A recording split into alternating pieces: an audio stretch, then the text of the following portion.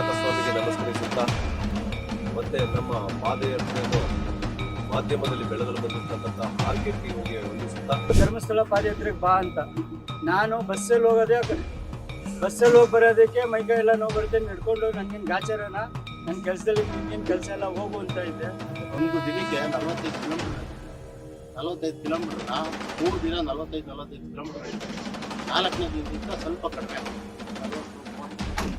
ಕೆಲವರು ಶೋಲ್ಡ್ರಿಗಳು ಕೊಡ್ತಾರೆ, ಕೆಲವರು ಚೆಕ್ ಕೊಟ್ಟಿದ್ದಾರೆ, ಆಮೇಲೆ ದೊಡ್ಡ ದೊಡ್ಡ ಮನೆಗಳು ಕೊಟ್ಟಿದ್ದಾರೆ, ಸ್ಕೂಲುಗಳು ಕೊಟ್ಟಿದ್ದಾರೆ. ಮಂತ್ರಾಲಯ ಹೋಗಿದ್ದೀವಿ 4 ವರ್ಷ, ಶಿರ್ಡಿಗೆ ಒಂದ್ಸಲ ಹೋಗಿದ್ದೀವಿ, ಶ್ರೀಶೈಲಕ್ಕೆ ಹೋಗಿದ್ದೀವಿ 2 ಸಲ, ಮಹದೇಶ್ವರ ಬೆಟ್ಟಕ್ಕೆ ಹೋಯ್ತಾನೆ ಇರ್ತೀವಿ ಅವಾಗ ಕಂಟಿನ್ಯೂ ಪಾದಯಾತ್ರೆ. 2 ಗಂಟೆ ರಾತ್ರಿಗೆ ಎದ್ದು ನಡೆಯೋದ್ರಿಂದ ಒಳ್ಳೆ ತಂಪಾದ ಗಾಳಿ, ಒಳ್ಳೆ ವಾತಾವರಣ, ಅದರಲ್ಲಿ ಎಲ್ಲ ಕ್ಯೂರ್ ಆಗುತ್ತೆ.